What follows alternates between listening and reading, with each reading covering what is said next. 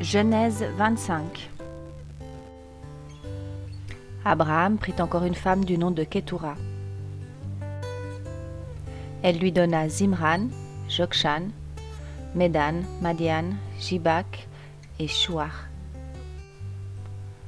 Jokshan eut pour fils Séba et Dédan. Les descendants de Dédan furent les Ashurim, les Letushim et les Lumim.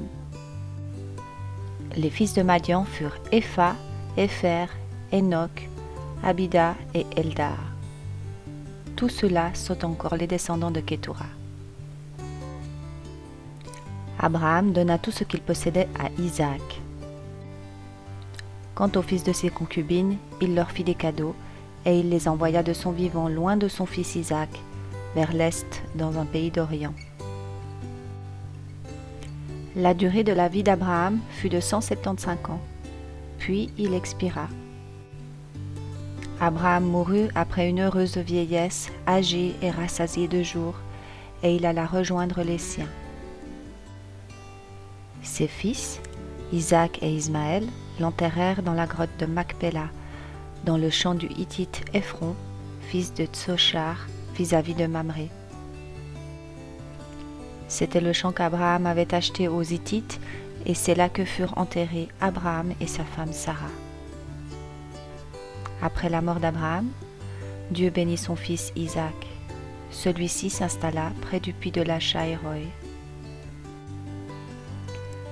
Voici la lignée d'Ismaël, fils d'Abraham, celui que l'Égyptienne Agar, la servante de Sarah, avait donné à Abraham.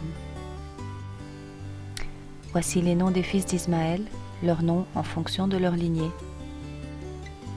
Nebajot, son fils aîné, Kédar, Adbeel, Mibsam, Mishma, Duma, Massa, Hadad, Tema, Jétur, Naphish et Kedma. Voilà quels furent les fils d'Ismaël avec leurs noms d'après leur village et leur campement. Ils furent les 12 chefs de leur peuple. La durée de la vie d'Ismaël fut de 137 ans, puis il expira. Il mourut et alla rejoindre les siens. Ses descendants habitèrent le territoire situé entre Avila et Shur, qui était en face de l'Égypte, en direction de la Syrie. Il s'établit en face de tous ses frères. Histoire d'Isaac, naissance d'Ésaü et Jacob.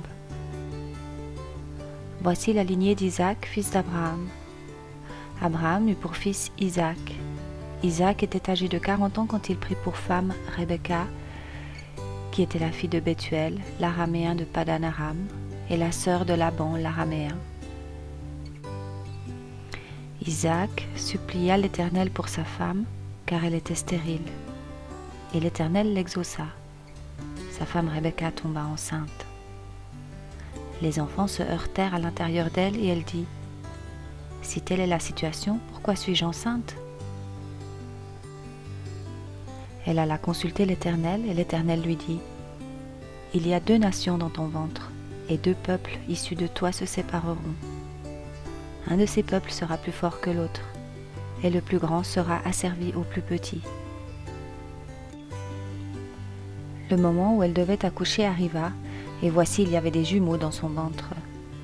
Le premier sortit roux et tout couvert de poils comme un manteau. On l'appela Ésaü. Ensuite sortit son frère, dont la main tenait le talon d'Ésaü. On l'appela Jacob.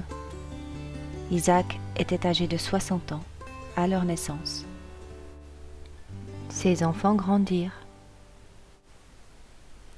Ésaü devint un habile chasseur, un homme de la campagne, alors que Jacob était un homme tranquille qui restait sous les tentes. Isaac aimait Ésaü parce qu'il amenait du gibier, et Rebecca aimait Jacob.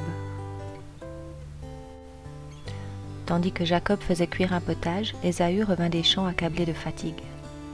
Ésaü dit à Jacob : « Laisse-moi manger de ce roux, de ce plat roux, car je suis fatigué. » C'est pour cela qu'on a donné à Ésaü le nom d'Édom.